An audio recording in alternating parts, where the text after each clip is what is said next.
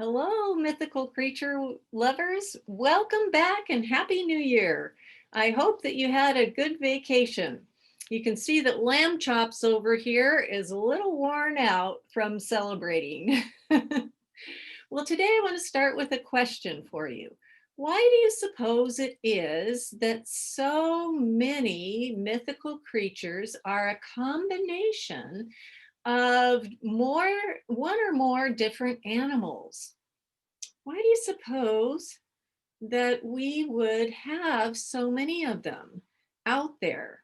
Well, I'm going to show you a video today that has a lot of different mythical creatures that are a combination of one, two, or more, sometimes lots of them, and they're really, really interesting. But we're going to do a deep dive today into one particular creature that is a combination. And I bet you know what that one particular creature is, or at least I bet you've heard of this creature before. It comes from ancient Greece, Persia, Egypt. It's been around for an awfully long time. I'm going to see if you can guess as I go along. So it's been around for a long time. It has the head, the wings, and the talons of an eagle, and the body of a lion. Do you know what that is? If you said a griffin, you'd be right. So griffins have been around for an awfully long time. I'm going to share the screen with you so that you can see what one of those looks like right now. I've got a good picture of it right there for you. And you can see that in some of the pictures, they show those legs with talons right there. In some pictures that you see going way back in history, this will look just exactly like this, that it shows just the whole body looks just like a lion. Now, the thing that's so appealing about this particular mythical creature is that it was considered very powerful and wise, because really what you have here is you have the king of the air, which is the eagle, very powerful and strong, and you have then the lion is the king of the beasts. So you put them together and what have you got? Oh my goodness, a very, very powerful, strong beast. And it is also considered, oh, so majestic and wonderful and wise. Interestingly enough, oftentimes the stories that are told about it involve guarding gold for kings. Well, you can see why too. But there's also a story that is told, there's some legends that reinforce that, because you know that we have oftentimes found that these creatures, there's a reason behind how these creatures came to be. And it's because there's some sort of thing that they have discovered and people thought, well, this really does look like this creature. And we've seen that all throughout the school year, haven't we? So there is an interesting story behind this. And the story behind it has to do with finding some dinosaur bones.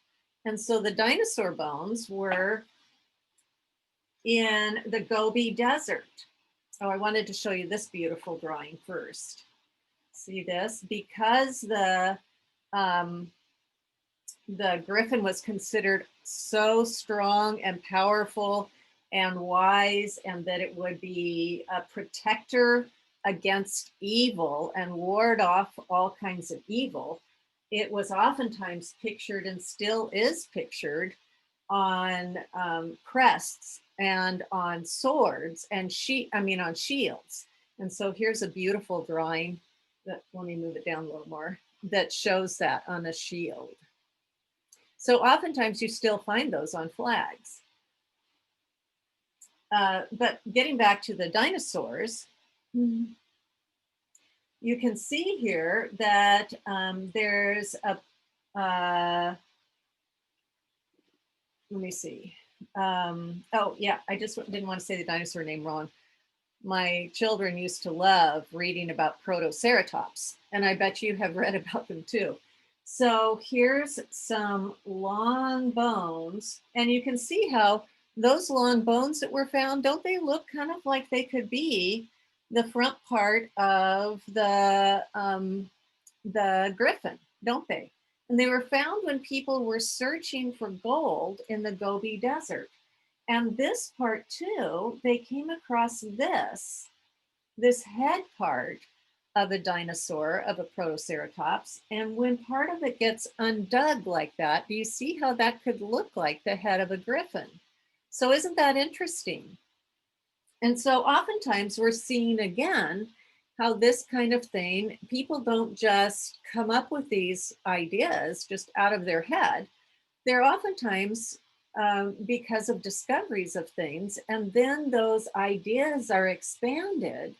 And because people love the idea of something strong and powerful and majestic and that will save them and protect them, that these ideas of smooshing together like the most powerful animal of the sky. And I don't know if you've seen the eagles fly around here, but I live at the end of Lake Washington, and oftentimes we will see eagles flying at the end of the lake, and they are majestic. And then, of course, we know how majestic lions are. They're fantastic. So if we could put those together, doesn't that sound wonderful? So you can see how if you find something then that looks like it could really be, whoa, how awesome would that be?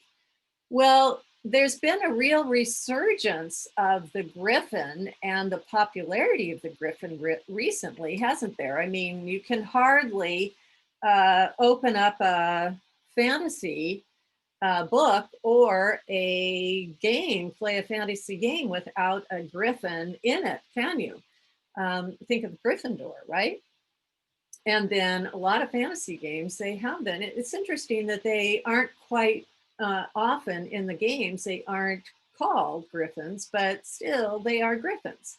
So, so they have kind of come about as a resurgence of popularity and have reached almost an icon status, haven't they? That means, you know, they are just super duper popular, aren't they?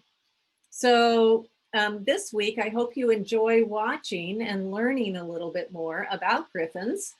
One thing that's kind of interesting about a griffin, I guess I could show you this, is you can, did you know you can spell griffin several different ways? So I thought I would just point that out to you and show it to you really quickly. You can spell griffin, G,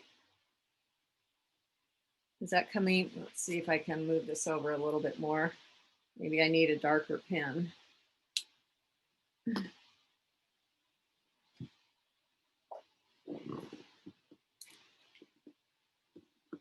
G R Y P H O N. That's one way to spell it. It's kind of fancy, isn't it?